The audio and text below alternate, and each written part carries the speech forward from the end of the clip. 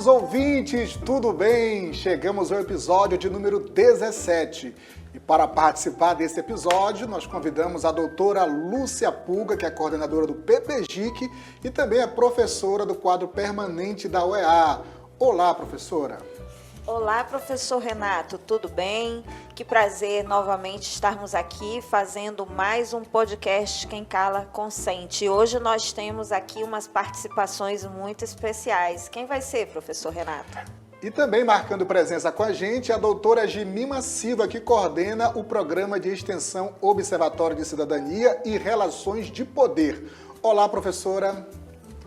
Olá, Renato. Nossos ouvintes, nossos telespectadores, porque a gente tem sempre essa preocupação em fazer esses produtos, né? Tudo que a gente produz, né, pelo PPGIC, pelo nosso programa de extensão, dar formatos diferenciados para alcançar o máximo de pessoas. Então, aqui a gente tem um formato de áudio, que vai ser colocado nas plataformas de áudio, e o formato de videocast, que vai subir para o nosso canal da TV PPGIC. É uma satisfação, mais essa parceria do podcast Quem Cala Consente com o nosso Observatório da Cidadania e Relações de Poder. Também abrilhantando aqui o nosso podcast, nós temos o doutor Alexandre José Cadilli.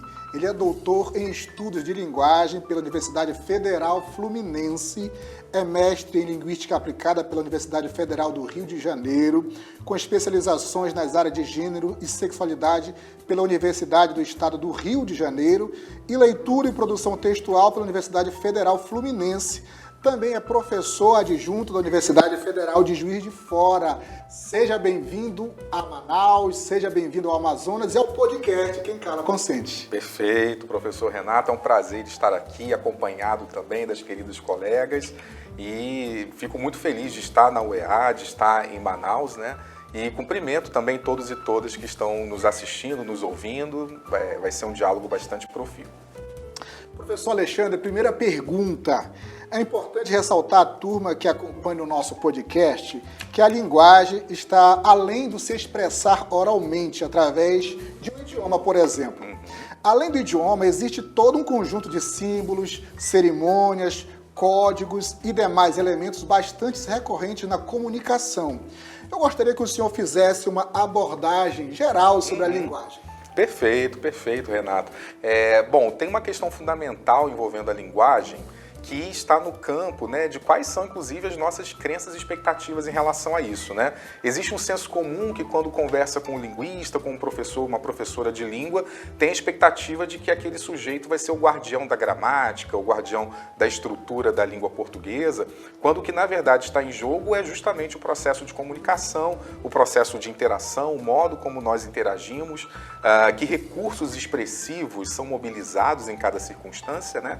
E por isso que a gente atualmente vem fazendo uma reflexão muito significativa acerca daquilo que a gente vem chamando de ideologias linguísticas, né? Para que a gente consiga, de alguma forma, desconstruir ideologias que geram preconceitos em relação ao uso da língua, que geram exclusões, que geram uma hierarquização sobre quem fala certo, quem não fala certo, quem fala da forma adequada, né? Ou de algum outro modo, de modo que efetivamente a gente consiga, né, pensar numa forma de justiça social através da linguagem também, né? E para isso é fundamental a gente repensar essas ideologias linguísticas, né, para que a gente coloque realmente na arena a potencialidade de pensar as formas de expressão, as formas de interação, de discurso de modo mais ampliado, né?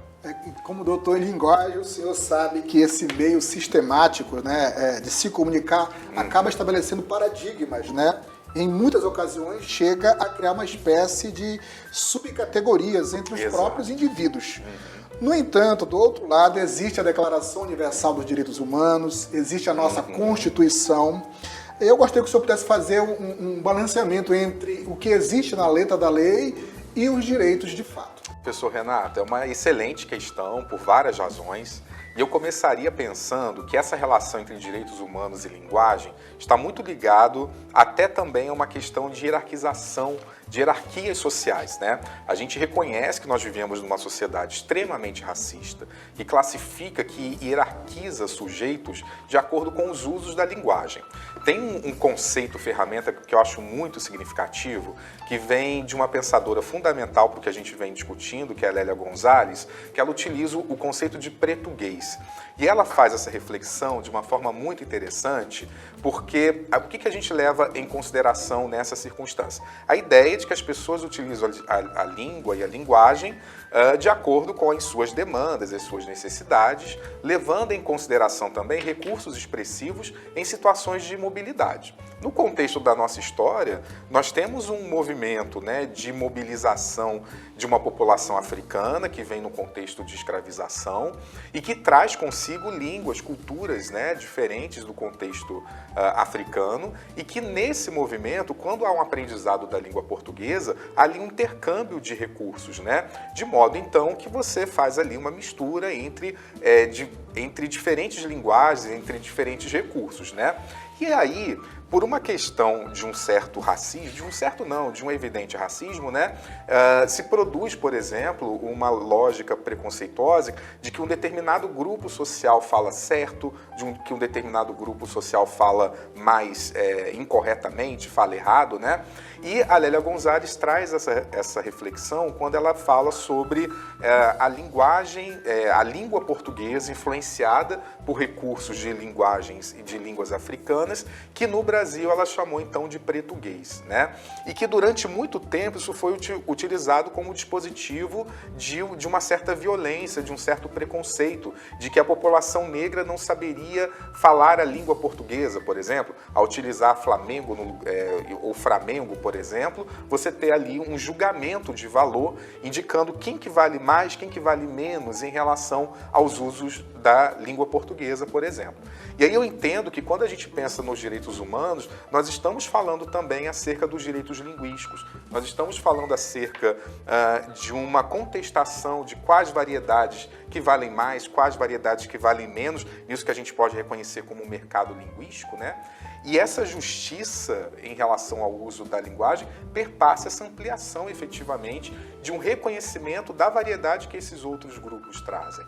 Então, é uma questão fundamental. Os direitos humanos, eles precisam vir acompanhados dos direitos linguísticos, que envolve esse pleno reconhecimento das variações linguísticas que são utilizadas por diferentes grupos sociais. E o nosso desafio perpassa, então, esse trabalho de ir contra toda espécie de racismo linguístico, né, como o Gabriel Nascimento propõe, que realmente tem efeitos violentos em relação a como que a gente interage no cotidiano com outras pessoas, né? Muito bem. Doutora Lúcia, convido a senhora para participar aqui dessa conversa. Uma conversa muito boa. Primeiro que eu tenho uma pergunta, mas antes dela, durante a sua fala, eu estava me lembrando de uma peça, que eu não assisti a peça, mas vi mais de uma versão em filme, que é do Pigmaleão, do Bernard Shaw, que justamente, eu estava pesquisando aqui, é uma peça que foi escrita em 1913, ou seja, tem mais de um século, e que o tema é justamente essa questão do preconceito linguístico, né? De uma mulher que é vendedora de flores e fala inglês, mas um inglês, né, digamos, popular. E aí tem toda uma história que é de uma aposta que é feita de que se ela poderia ou não falar a linguagem e se transformar numa dama da alta sociedade. Então, a história gira em torno dessa questão, né? Então, esse tema é um tema que não é novo. Exato. Né? Ele é muito caro. Eu lembro de um último exemplo, um outro exemplo, né? É o que o Fanon fala sobre tornar-se negro, né? A ideia de que, num contexto de uma sociabilidade, há uma tentativa de um ensino, de uma educação linguística, que às vezes não é uma preocupação, na minha leitura, legítima, mas é quase uma domesticação pela linguagem, né? É você ensinar uma pessoa a falar a língua de uma forma, que se aquela pessoa não se expressar daquela forma, ela seria menos humanizada do que outras, né? E isso é um problema clássico que faz parte dessa, que a gente chama de uma colonialidade, esse modo de controlar o outro a partir de como que esse sujeito pode e deve se expressar. É Isso a gente vê, por exemplo, na televisão, né?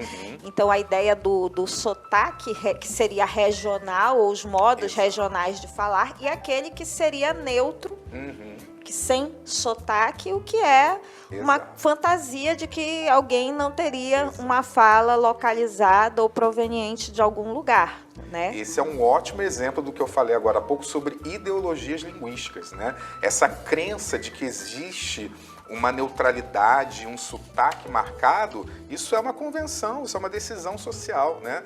E aí essa ideologia linguística, quando promove, né, essa hierarquização, gera então esses preconceitos, né, de como que cada pessoa se expressa, como se isso fosse pressuposto, né, de todas as características socioculturais que aquele sujeito apresenta, né?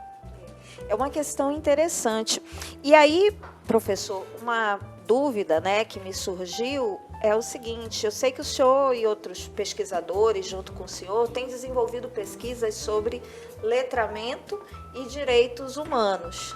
Então é interessante porque o letramento ele surge com determinado contexto, né, do estudante poder compreender diferentes textos, interpretar, etc., né, mas que aí já se conecta com um outro campo que seria o dos direitos humanos. Né? O senhor poderia comentar para a gente um pouco o que é esse letramento e como ele se relaciona com direitos humanos? Perfeito, ótima questão.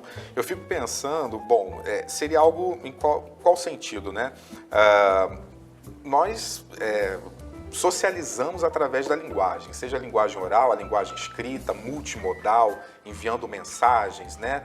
Nos comunicando usando redes sociais e assim por diante. Nessas circunstâncias, textos circulam de diferentes formas, né? Eu vou dar um exemplo, né? Eu venho de uma geração que nós líamos o jornal de manhã, né? Você recebia um jornal na porta de casa, eu morava no Rio de Janeiro, havia um entregador, a gente recebia aquele jornal, ele era dividido em categorias temáticas, a gente abria aquelas páginas, lia aquelas notícias e se quisesse talvez dar alguma resposta àquele jornal, a gente enviava uma carta do leitor, que na semana seguinte seria ter alguma publicação, né? Hoje em dia, com outras comunicações, esses textos circulam de uma outra forma. Se uma notícia é publicada numa rede de uma revista, de um jornal, essa mesma notícia ela passa por mudanças ao longo do dia, né? Ela sofre atualizações, há uma possibilidade ali de interação.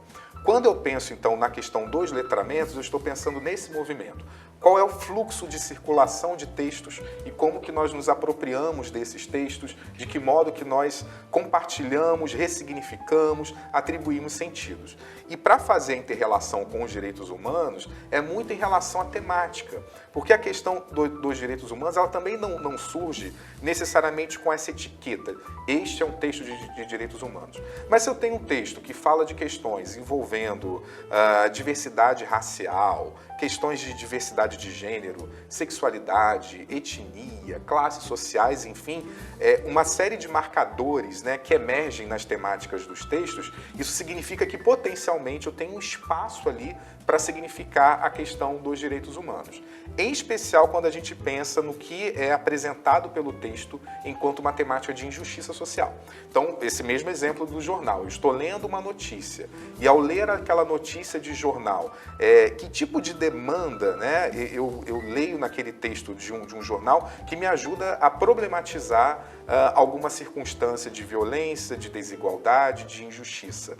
Esse é o movimento de letramentos em direitos humanos. A gente ter um potencial de reflexão crítica a partir de textos que circulam no mundo social. Eu usei o exemplo em relação ao jornal, mas isso acontece com a esfera artístico-literária, quando a gente lê um poema, um conto, uma crônica, quando assiste uma peça de teatro, essa peça mesmo que foi citada, eu acho que é um exemplo disso. Quando a gente escuta uma música, assiste um filme, enfim, potencialmente esses temas já circulam no mundo social.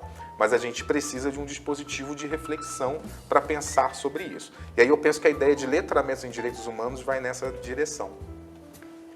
Doutora Jemima, por favor. Bom, eu queria só fazer um comentário, acho que talvez para reforçar um pouco o que foi falado pelo professor Cadilli, acerca da questão dos preconceitos, né, preconceitos linguísticos. Você falou sobre sotaque, a professora Lúcia também, regionalismos, mas eu lembro que, por mais de uma vez, né, na minha interação com os diversos grupos, né, que eu tenho feito ao longo da minha atividade acadêmica e fora dela também, a gente percebe um posicionamento que é preconceituoso, mas que as pessoas nem sempre sabem de onde vem, Exato. mas que vem, né, de uma prática em que você está imerso num grupo que tem uma visão de mundo que vai ser reproduzida, né, por você, se você não tem acesso a esse tipo de leitura para, né, um letramento para os direitos humanos. Então, sobre a questão dos preconceitos, eu lembro de um tempo atrás que eu conversava com um jovem e ele, por questões que nem ele saberia explicar, ele tinha um preconceito com o uso de termos de origem indígena. Nós temos auditórios, né, em uma universidade aqui no estado, que são batizados com nomes de rios. E a maioria desses rios tem nomes indígenas. Então, Alalaú, Jatapu. E aí esse jovem disse, acho que a gente fica... as pessoas vêm de fora e por isso que tratam a gente assim. E eu disse, assim como? Olha o nome desse auditório dentro da universidade.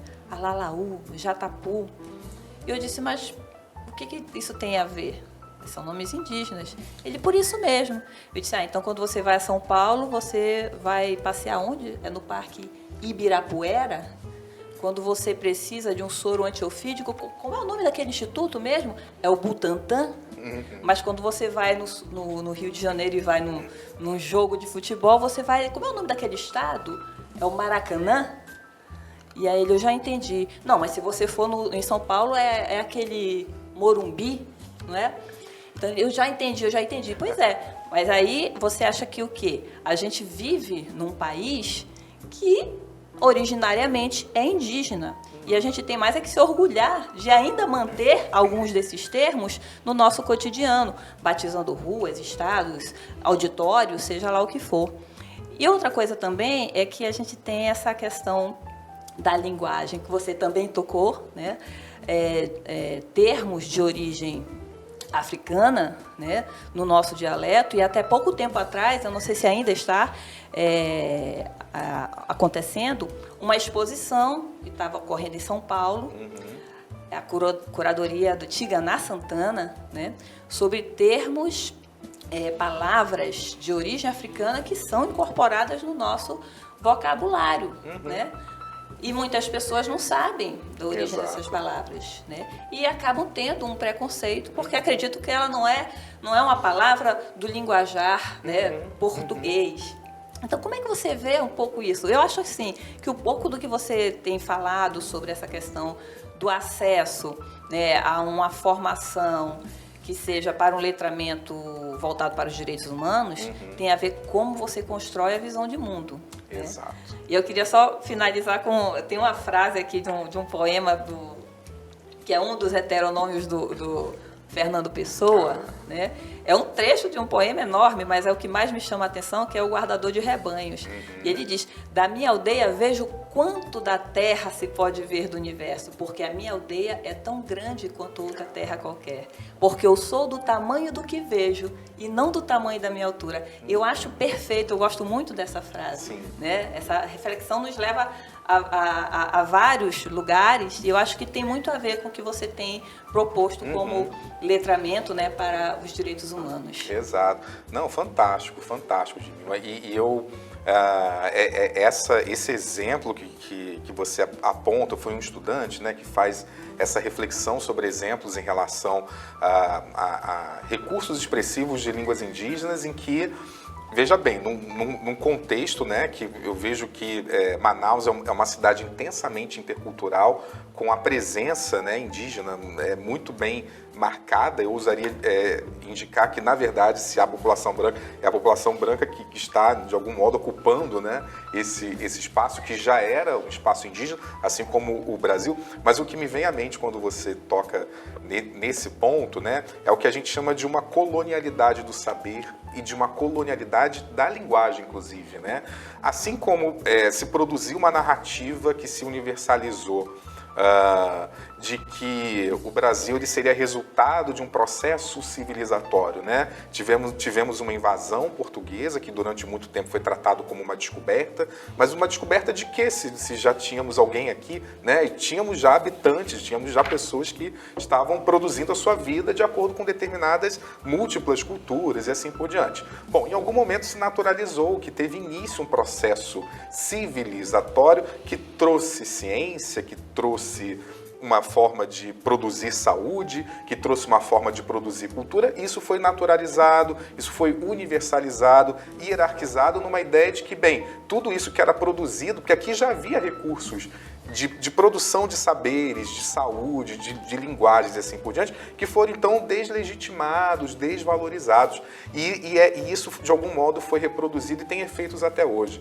Então, quando a gente observa esse tipo de comportamento, de atitude, né, de desqualificar, né, os recursos linguísticos, os saberes, a literatura, enfim, sobretudo indígenas ou de origem africana, isso é o rastro do que a gente chama de colonialidade do saber, que se transfigura nessa colonialidade da linguagem. Quando a gente hierarquiza que recursos linguísticos. Porque, por exemplo, se estamos em um lugar em que há muitos recursos da língua inglesa, há aquele movimento de pensar, nossa, mas que lugar, sei lá, moderno, né, requintado, alguma coisa do gênero. E por que ao trazer as línguas indígenas isso também não acontece, né? É uma questão de uma colonialidade da linguagem que se apresenta até hoje. É um desafio. Muito bem. Professor, vou falar um pouquinho agora também de cidadania, né?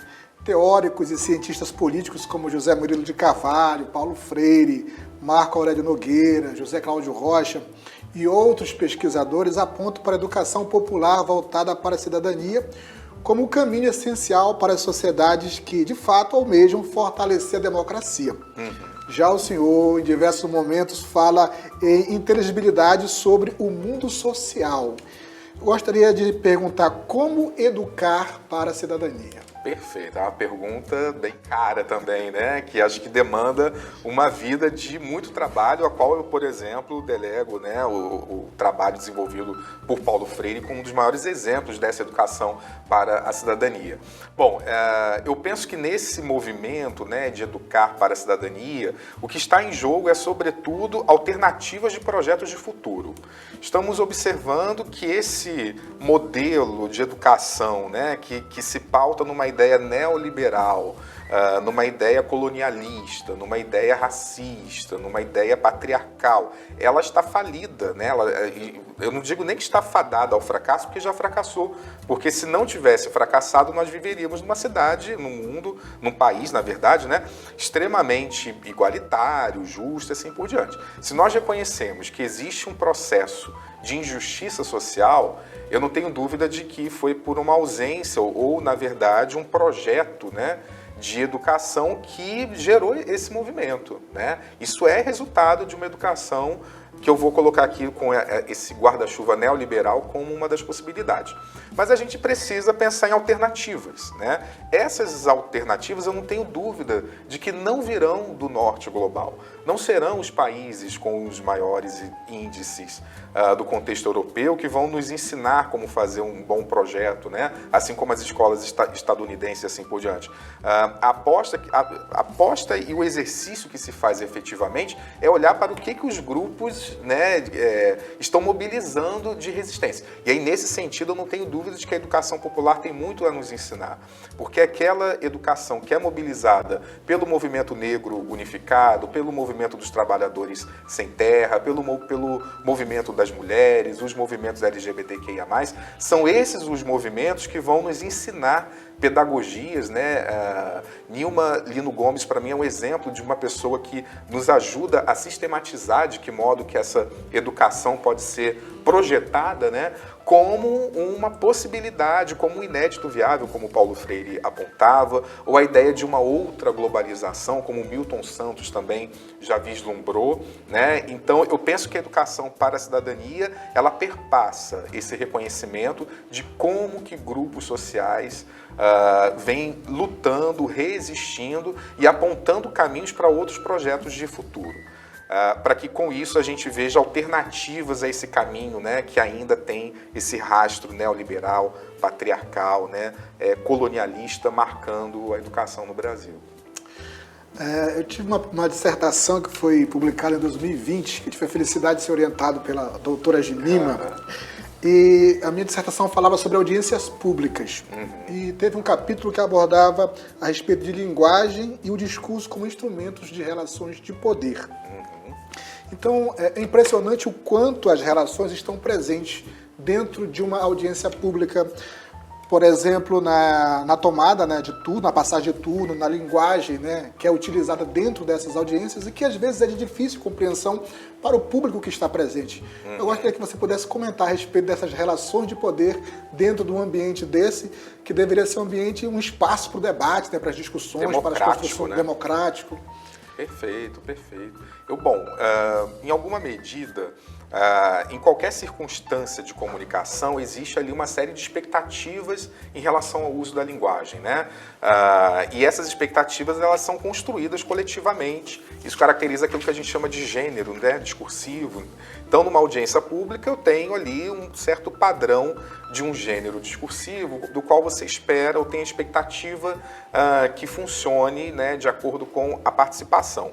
E nesse movimento, é claro que tem implícito a linguagem como dispositivo de controle, de dominação, de quem tem poder, né, e de que com isso vai gerando exclusões. Quem está autorizado, quem não está autorizado, quem é legítimo, quem não é legitimado para participar desse ato comunicativo. E aí aqui a gente tem duas questões no mínimo, né? Primeiro é uma questão de que, bom, se eu utilizo a linguagem como dispositivo de poder e de dominação, essa linguagem ela também deve ser usada como dispositivo, para usar termos do Paulo Freire, de libertação, de conscientização, de subversão a esse movimento, né? E aí esse movimento ele pode se dar realmente, bom, primeiro com um processo de educação formal. Então, há uma expectativa de que no processo de escolarização, uma criança, um adolescente, né, ao longo dos anos, possa ampliar os seus recursos expressivos, de modo que possibilite participar dessas audiências públicas. Isso é previsto, inclusive, como orientação curricular. Existe esse caminho, né? Ampliação dos recursos expressivos quando o jovem, por exemplo, está inserido no processo de escolarização. Mas existe também o movimento que é o da subversão e da contestação, de que se eu tenho uma audiência pública que está se organizando a partir de recursos que não estão funcionando para o público participante, então que esse público faça esse movimento de contestação e de reiteração de que se o entendimento ali, se a inteligibilidade ali não está se produzindo, é preciso então repensar aquele movimento. E aí esse movimento de contestação ele também é muito significativo. Muito bem. A gente gosta sempre de lembrar que o podcast Quem Cala Consente tem como missão difundir temas relacionados à cidadania, à democracia, à participação popular, a respeito de direitos individuais e coletivos e outras temáticas que abordam o bem comum. O programa vai se aproximando, o nosso episódio vai se aproximando dos instantes finais, mas eu abro espaço para as considerações, começando com a doutora Lúcia. Bem, eu fico muito contente de hoje nós podermos estar conversando com o professor Cadilli, que ele nos trouxe reflexões muito importantes para nós pensarmos o quanto que determinados elementos que aparentemente são neutros, não são. Então, para que serve a comunicação? Quais são as finalidades da mesma? Então, o que é, ou se existe ou não existe discriminação a partir da origem das pessoas, e essa discriminação é expressa até no modo em que a pessoa se comunica e que vai diminuir até o acesso da pessoa a determinados serviços dentro da sociedade, já que ela já está sendo marcada desde o seu início, pelo seu modo de falar, por exemplo, etc. Nos mostra como nós temos uma história que foi uma história de dominação, de violência, uma história em que o conhecimento tradicional foi apropriado para a exploração. Então, a gente, quando lê os relatos dos viajantes, depois daqueles cientistas nas viagens filosóficas, nós vamos ver que eles estão se apropriando do conhecimento dos povos indígenas para aprender a fazer remédios, para aprender a fabricar diversas coisas, por exemplo, a borracha, que a gente sempre cita, né, que está lá no texto do Lacondamine, que depois, bem, a gente tem o ciclo da borracha, não precisa nem dizer muita coisa sobre isso, né? Valeria outros podcasts inteiros sobre esse assunto. Então, esse conhecimento todo que vai ser apropriado para o lucro, para a guerra, é a mão de obra indígena que vai movimentar as canoas pelos rios da Amazônia para essa exploração acontecer, etc. Mas, ao mesmo tempo, esses saberes, ao serem, né, incorporados, você coloca numa invisibilidade esses povos que produziram esses conhecimentos todos, como inferiores, como desprovidos de conhecimentos, situados no lugar da ignorância e as suas línguas tidas como línguas inferiores, selvagens, ou que não são capazes de produzir abstrações ou desenvolver raciocínios mais aprofundados, ou de se desenvolver uma filosofia. Tem até aquela música, né? Lá do Caetano Veloso, né? Está provado que só é possível filosofar em alemão. Lembra dessa música? Né? Então, aí outro colonialismo da língua.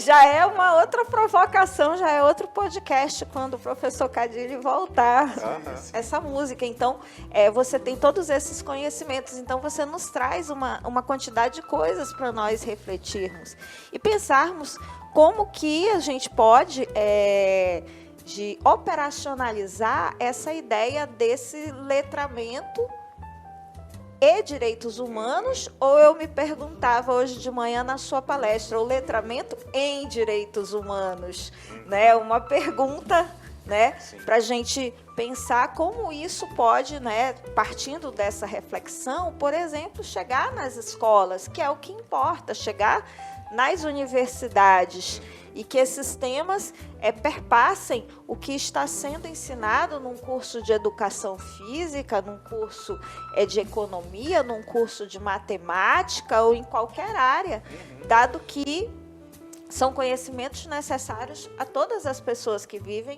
no nosso país, né? Então, eu fico muito feliz de participar, viu, professor Renato, professora Jemima, desse diálogo aqui com o professor Cadilli. Doutora Jemima, suas considerações, por gentileza. Eu agradeço mais uma vez, Renato, pela parceria, por mais esse encontro, né? Essa troca, né? Pela disponibilidade do professor Cadilli também de estar aqui conosco, compartilhando essas reflexões que nos levam a crer que cada vez mais a gente está, né, buscando, né, e tentando acertar, né, em ações no âmbito do Observatório da Cidadania e Relações de Poder, com esse tipo de diálogo, né, esse tipo de conteúdo que você nos traz, que provoca, né, provoca a reflexão crítica.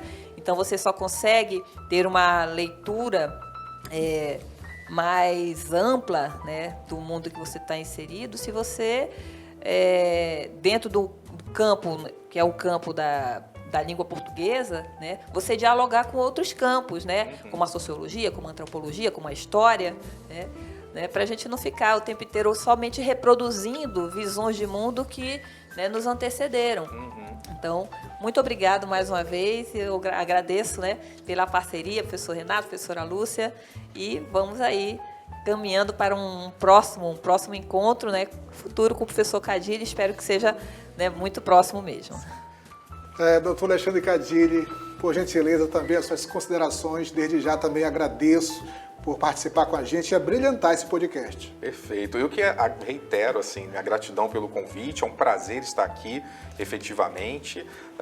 E eu termino fazendo talvez 2 convites, né? Um convite é para esse exercício cotidiano de produção de inteligibilidade, ou seja, de produção de sentido sobre o mundo, que a gente possa se aproximar de alguma forma, se apropriar do que é produzido no campo da antropologia, da sociologia, da ciência política, da história, dos saberes tradicionais, interdisciplinares, que se tem acesso hoje através de bibliotecas, mas através também do podcast como esse, através de vídeos no YouTube, enfim, como um desafio, né, de que a gente possa ressignificar o mundo social, né, reconhecer como que se produz a desigualdade social. Para que também o meu segundo convite, esse vai em especial a professores e professoras, que mobilizem esses diferentes discursos, textos, saberes nas suas salas de aula, né? Que ao escolher, né, que texto eu vou levar para o meu estudante, que haja essa reflexão crítica. Se são autores negros e negras, indígenas, de população LGBTQIA+, enfim, para que outros discursos circulem na sala de aula e a gente tenha essa possibilidade de coletivamente construir outros inéditos viáveis, né? Então esse é o meu convite, agradeço muito, né? É um prazer estar aqui e com o desejo de que possamos nos encontrar em outras oportunidades. Muito bem, queridos ouvintes, nós vamos ficando por aqui. Esse é o podcast Quem Cala Consente. Eu sou Renato Rodrigues, mestre em Ciências Humanas, amazonense, cidadão brasileiro.